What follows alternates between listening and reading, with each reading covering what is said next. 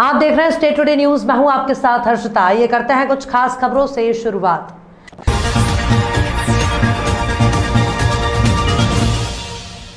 गलत स्थानांतरण को लेकर राज्य कर्मचारी संयुक्त परिषद 20 जुलाई से 24 जुलाई तक प्रदेश के समस्त जनपदों में कर्मचारी काला फीता बांधकर अपने अपने कार्यालय के सामने प्रदर्शन करने के क्रम में आज मुख्य चिकित्सा अधिकारी कार्यालय के सामने प्रदर्शन किया।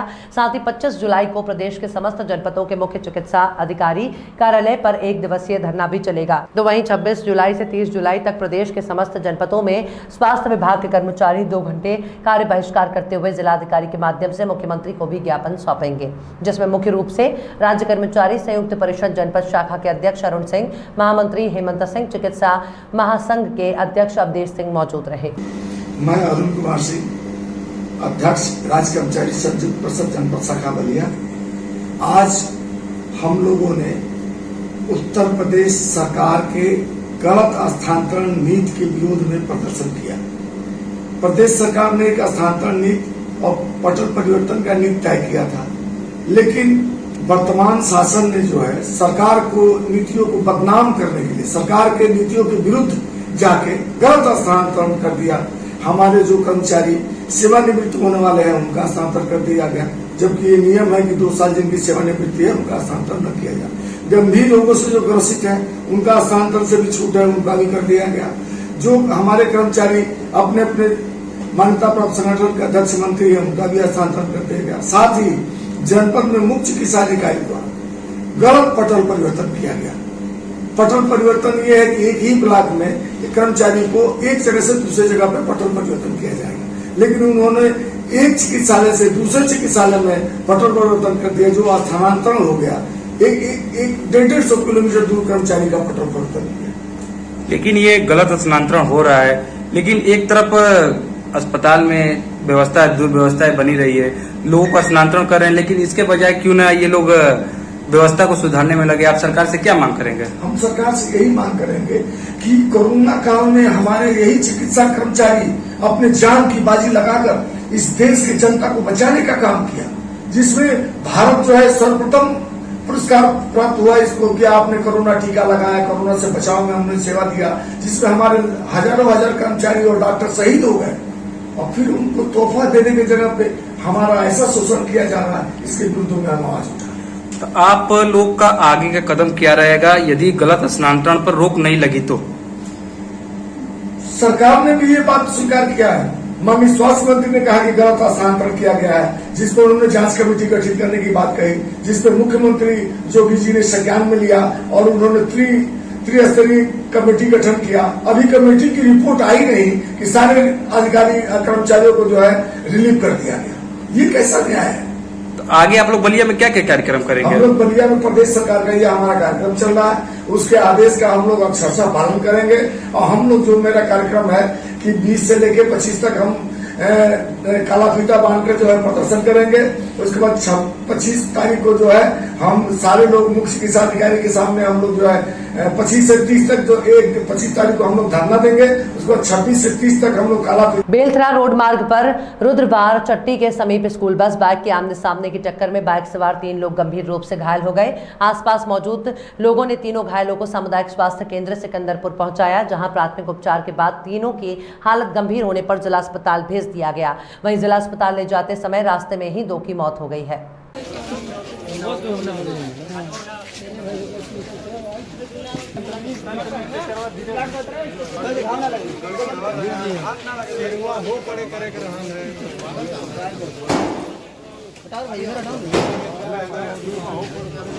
उज्जैन में लोकायुक्त पुलिस ने एक पटवारी को रिश्वत लेते हुए रंगे हाथों गिरफ्तार किया है। लोकायुक्त इंस्पेक्टर राजेंद्र वर्मा ने जानकारी देते हुए बताया कि फरियादी रविंद्र देशपांडे ने अपनी 2.25 बीघा जमीन के नामांतरण और सीमांकन के लिए पटवारी नितिन खत्री को आवेदन दिया था।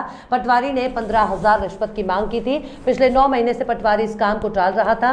12,000 रुपए रिश्वत में काम करना तय हुआ। फरियादी ने लोकायुक्त कार्यालय में शिकायत आवेदन दिया। लोकायुक्त पुलिस ने ट्रैपिंग की योजना बनाई। पटवारी ने फरियादी को 12,000 रुपए रिश्वत लेकर खुद के निजी कार्यालय महाकाल वाणिज्य केंद्र बुलवाया। यहां तत्काल पुलिस ने घेराबंदी कर पटवारी को रंगे हाथों गिरफ्तार कर लिया। आपको बता दें कि फरियादी की 2.25 बीघा जमीन मोहनपुरा क्षेत्र में है, जिसकी रजिस्ट्री 9 नवंबर 2021 को हुई थी। ओके सर, आपसे किस प्रकार की जो है इन्होंने मांग की गई थी और क्या है पूरा मामला? ये मोहनपुरा की जमीन थी 2.25 बीघा के आसपास। उसकी रजिस्ट्री हुई थी 9/11/2021 को जी। और रजिस्ट्री होने के बाद इनको मैं नामांतरण के लिए दिया था, नामांतरण और वो नफ्ती के लिए। तो 9 यानी आज के जुलाई 9 महीने से वो लटका रहे थे। अच्छा, मिल भी नहीं रहते, वो यहाँ रहते नहीं है, तो वो आते हैं उधर से महिदपुर से, मिल नहीं रहते। आज दिखे तो उनको दिया पैसे। कितने टोटल पैसे मांगे थे आपसे पहले? पहले 15 मांगा था, मैंने कहा 15 ज़्यादा हो जाएगा, तो बोले अच्छा 12 कर दो, बोले तो 12,000 दिया। अभी क्या नाम है आपका? रविंद्र देश पांडे।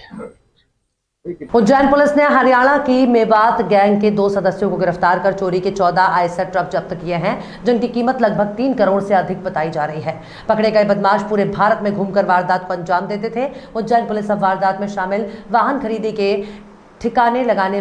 खरीदी कर ठिकाने लगाने वाले आरोपी की तलाश में जुटी है। उज्जैन पुलिस अधीक्षक सत्येंद्र कुमार शुक्ल ने इस बड़े मामले का खुलासा करते हुए बताया कि बड़नगर पुलिस ने हरियाणा के अंतर्राज्यीय गैंग के 2 सदस्यों को गिरफ्तार किया है। मेवात गैंग के ये बदमाश भारत के अलग अलग प्रदेशों में जाकर वहां वाहन चोरी सहित अन्य वारदातों को अंजाम देते हैं। कुछ दिन पूर्व उज्जैन के बड़नगर में वाहन चोरी की घटना हुई थी, जिसमें एक ब्रेजा गाड़ी सीसीटीवी फुटेज में मिली थी जो मेवात की थी। उसके आधार पर 2 लोगों को चिन्हित किया गया। एसपी ने बताया कि पिछले दिनों बड़नगर से 3 आयसर ट्रक चोरी हो गए थे, जिसकी जांच पुलिस द्वारा की जा रही थी। इस दौरान मिली सूचना के आधार पर पुलिस हरियाणा पहुंची। यहां से 2 बदमाश पकड़े गए, जिन्हें उज्जैन लाकर की गई पूछताछ में उन्होंने मध्य प्रदेश के अलावा अन्य प्रदेशों में ट्रक चुराने की वारदात कबूल की है। आज हमने एक अंतर्राज्यीय वाहन चोर गिरोह का 2 मेंबर्स पकड़े हैं और उनके कब्जे से अभी तक हमने टोटल 14 गाड़ियां, जिसमें 12 आयशर गाड़ी है, एक डंपर गाड़ी जो हमारे थाना बड़नगर क्षेत्र से चोरी गई थी और एक स्वराज माजदा गाड़ी, इस तरह से टोटल 14 गाड़ी जिनकी अनुमानित कीमत लगभग 3.25 करोड़ के आसपास है, इसको जब्त किया है। मूलतः ये घटनाक्रम जो है 14 जून को हमारे बड़नगर में एक डंपर चोरी गया था। उस डंपर चोरी, क्योंकि डंपर एक बड़ी वारदात के रूप में होता है, तो उसके लिए एडिशनल एसपी आकाश भूरिया, एसडीओपी बड़नगर और टीआई बड़नगर मनीष मिश्रा की टीम को लगाया गया था। और इन लोगों ने जो एक प्राथमिक पूछताछ और इसके अलावा जो टेक्निकली कुछ एविडेंस डेवलप की, उसमें एक ब्रीजा गाड़ी के साथ साथ जाने की बात सामने आई थी। उस ब्रीजा गाड़ी के टेक्निकल डिटेल्स निकाले गए, उसके आधार पर हमने कुछ आरोपी चिन्हित किए थे और ये आरोपी जैसे ही हमारे डाट में आए तो उनको जाके अहमदाबाद से हमने गिरफ्तार किया और उनके कब्जे से ये संपत्ति बरामद हुई है। अभी तक 2 आरोपी गिरफ्तार हुए हैं और जो गैरेज है, उस गैरेज जहां ये गाड़ियों का मेकओवर करते थे, वो भी आरोपी बनेगा, जिसकी हम तलाश कर रहे हैं। साथ ही साथ बैक एंड पे इनको क्या सपोर्ट था, जो नूह जो जहां से मूलतः रहने वाले हैं वहां क्या टीमें काम थे, अभी हमारा इन्वेस्टिगेशन का सब्जेक्ट रहेगा। हमने अभी तक इन जो 14 गाड़ियाँ हैं, इन 14 गाड़ियों में एक गाड़ी डंपर जो है बड़नगर का है और एक महाकाल थाने से चोरी होना है, ये हमारे ज़िले के हैं। और 4 जो गाड़ियाँ हैं ये इंदौर ज़िले की से चुराई गई हैं। इस तरह से 6 गाड़ियों के डिटेल हमने अभी कनेक्ट कर लिया है। बाकी 8 गाड़ियों के संदर्भ में भी इनसे पूछताछ कर रहे हैं और ये गाड़ियाँ कहाँ से चुराई गई हैं उन संबंधित जिलों से या हमारे ज़िले का होगा तो उसमें हम कनेक्ट करने की कोशिश कर रहे हैं। सर, इनका आपराधिक रिकॉर्ड और डीएसपी की हत्या हुई है, जिधर के ये रहने वाले हैं, उनसे कोई लिंक? अभी तक तो इस तरह का कोई लिंक उसमें सामने नहीं आया है, लेकिन मेवात क्षेत्र में कुछ गैंग्स ऑपरेट करती हैं, उनसे अगर कोई इनका कोई लिंक है तो भी हमारी इन्वेस्टिगेशन का सब्जेक्ट रहेगा। सर, प्रदेश की सबसे बड़ी कार्रवाई है और इतनी अच्छी उज्जैन की कार्रवाई, तो कुछ इनाम टीम के लिए? निश्चित तौर पर ये जितना बड़ा काम है उसके लिए मैं आईजी साहब उज्जैन की ओर प्रतिवेदन भेजूंगा। मेरे स्तर से जो इनाम है वो मेरे ख्याल से सफिशिएंट नहीं है, इसके लिए मैं आईजी साहब से रिक्वेस्ट करके इन पूरी टीम को और बड़ा इनाम दिलाने की कोशिश करूँगा। सर, इनके आपराधिक रिकॉर्ड और एक मास्टर की भी मास्टर की एक्चुअली आपने देखा होगा, मास्टर की एक इनकी टिपिकल है जो अभी तक अपन लोगों ने देखी नहीं है। ये बड़ी आसानी से किसी भी गाड़ी को इस की के माध्यम से खोल लेते हैं। और दूसरा प्रश्न क्या किया? सर, इनके आपराधिक रिकॉर्ड, क्योंकि अभी हमने इनको पकड़ा है और इनकी पूछताछ और उनका बैक एंड पे जैसे सपोर्ट की मैंने बात की, उसमें इनका क्या आपराधिक रिकॉर्ड रहा है, मूलतः कहाँ के रहने वाले हैं, इसके पहले कहाँ, हालांकि पूछताछ में उन्होंने ये बात स्वीकार की कि वो एक बार खुर्जा में पकड़े गए। हरपालपुर के ग्राम चरवारी में पंजाब नेशनल बैंक की कियोस्क शाखा खोलने के लिए खूब विवाद मचा हुआ है। आवेदक किशन पाल का कहना है कि मैं चरवारी गांव का मूल निवासी हूं। मैंने अब पंजाब बैंक की कियोस्क शाखा खोलने के लिए 4 महीने पहले आवेदन किया था और उस आवेदन पर बैंक प्रबंधन के सिग्नेचर सीन सहित और पूरे डॉक्यूमेंट्स मेरे पास है, लेकिन फिर भी मुझे कियोस्क की शाखा नहीं दी गई। बस मुझे एक आश्वासन सा दे दिया जाता है कि हाँ मिल जाएगा, लेकिन मिला आज तक नहीं है, जिसकी वजह से मुझे बार बार बैंक के चक्कर काटने पड़ रहे हैं। जबकि मेरे गांव की कियोस्क शाखा किसी ऋतिक नाम के लड़के को दे दी गई है, जो कि चरवारी गांव की जगह वहीं हरपालपुर में अपनी कियोस्क शाखा चला रहा है, जिसकी वजह से हमारे चरवारी गांव के वृद्ध और विकलांग चलने में असमर्थ लोगों को भारी समस्याओं का सामना करना पड़ रहा है। मैं चरवारी का मूल निवासी हूँ और मैं कियोस्क के लिए आवेदन देने गया था, लेकिन मुझे कियोस्क नहीं दी गई, बल्कि मेरे गांव की जो कियोस्क आई थी तो वो हरपालपुर के ऋतिक नाम के लड़के को दे दी गई है,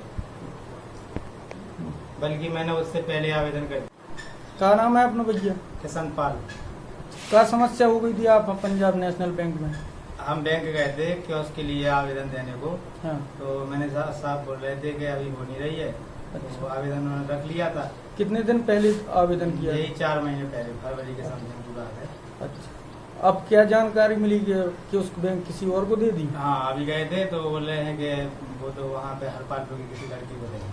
अच्छा, ऋतिक को तो पैसे ऐसे ले दे की दी होगी कि आपसे पैसों के बारे में बोला था उन्होंने? नहीं, हमसे पैसे के बारे में कुछ नहीं कहा। हाँ, तो और हरपालपुर की उस लड़की को दे दी कियोस्क। हाँ। और कितनी ब्रांचें खुली हैं हरपालपुर में कियोस्क की? और 5-6 ब्रांच और भी।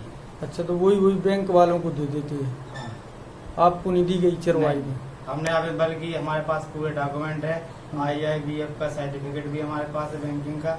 अच्छा। और हर चीज है हमारे पास। 4 महीने से आपको क्या हाँ बोल रहे हैं कि टाल रहे बात? हाँ बोल रहे हैं, मना नहीं कर रहे, बस हाँ बोल लेते हैं बस। अच्छा, मैनेजर साहब हैं वो यहाँ पे के चले गए हैं? नहीं, वो तो चले गए, दूसरे लोग दूसरे आ गए। संजय गांधी वार्ड के रहवासियों ने आधारताल सब्जी मंडी के सामने पंप हाउस में प्रदर्शन किया। ये प्रदर्शन पानी के टैंक ना पहुंचाने के कारण किया गया। प्रदर्शन का नेतृत्व पूर्व पार्षद राजू लाइक, समाज सेवी सोनू अंसारी और AIMIM नेता अतीक मंसूरी के द्वारा किया गया। लोगों ने आरोप लगाया कि नवनिर्वाचित पार्षद के द्वारा राजनीतिक द्वेष की वजह से पानी के टैंकरों को रोका जा रहा है। आज हम लोग संजय गांधी वार्ड की जनता, जो कि पानी का वहाँ कोई माध्यम नहीं है, नर्मदा जल की कोई स्थिति नहीं है, जो तमाम लोग बोरिंगों पर डिपेंड हैं और हालात अभी के ऐसे हैं कि वहाँ बोरिंगें बैठ चुकी हैं। मात्र टैंकर एक माध्यम है जनता को पानी के लिए, जो कि तकरीबन 10 सालों से टैंकरों से जल पूर्ति होती है, परंतु अभी कांग्रेस पार्षद द्वारा राजा बाबा कुटी, आज़ाद नगर, मक्का नगर, कई क्षेत्रों में पानी के टैंकरों को मना कर दिया गया है, जिस कारण हमारी क्षेत्रीय जनता को काफ़ी दिक्कत का सामना करना पड़ रहा है, जिसका विरोध आज हम तमाम लोग अपने साथियों के साथ पंप में करने आए हैं। हमारी ये मांग है कि जहां पर विगत 10 वर्षों से जिस पॉइंटों में टैंकर लगते आए हैं, उस टैंकरों को व्यवस्थित रूप से चालू रखा जाए, किसी के कहने पर ना ही बंद किया जाए, क्योंकि नगर निगम जनता का होता है, ना ही किसी के पार्षद का, ना ही किसी के बाप का होता है ना। और ये हम चेतावनी भी देने आए हैं कि अगर जब तक हमें पानी नहीं मिलेगा हम पंप से नहीं हटेंगे।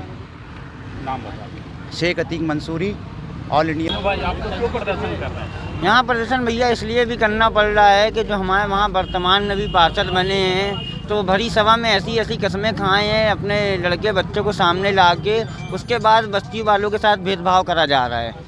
इसलिए भेदभाव करा जा रहा है कि तुमने वोट इनको दिए उनको दिए। हम लोग भी प्रत्याशी थे, चुनाव लड़े निर्दलीय, लेकिन अब आप जीत गए चुनाव, तो आपको वार्ड को एक सा देखना चाहिए। अब कहीं का टैंकर बंद हो जा रहा है, तो कहीं बोरिंग ख़राब है तो तुम्हारे वहाँ की बोरिंग नहीं बनेगी, तुम्हारे वहाँ की नाली साफ़ नहीं होगी। कैसी कई समस्याएँ हैं जिनको लेके हम लोग ने आज यहाँ पानी की समस्याएँ सबसे बड़ी है, क्योंकि यहाँ पर टैंकर से पूरी संजय गांधी वार्ड की बस्ती चलती है, पूर्ति होती है पानी की, और प्लस वहाँ बोरिंग है, यहाँ का बोरिंग ख़राब हो गए तो लोग परेशान हो जाते हैं। आज दिन है जुमा का, तो जनता बहुत ज़्यादा ही परेशान है। 4 दिन हो गया वहाँ पानी नहीं पहुँच रहा राजा बाबा कुटी में। इसलिए हम लोग सब लोग ने यहाँ पे धरना प्रदर्शन दिए हैं कि हम लोग को यहाँ से लिखित में चाहिए क्या मजबूरी है इनकी, किसके दबाव पे पानी बंद करें, ये बताएं हम लोग को, तभी यहाँ से हम लोग का धरना प्रदर्शन उठेगा। नहीं तो यहीं बैठे रहेंगे चाहे सुबह से शाम हो जाए। नाम बता। सोनू अंसारी। खबरों में फिलहाल इतना ही। और भी खबरों के अपडेट्स के लिए आप देखते रहिए स्टेट टुडे न्यूज।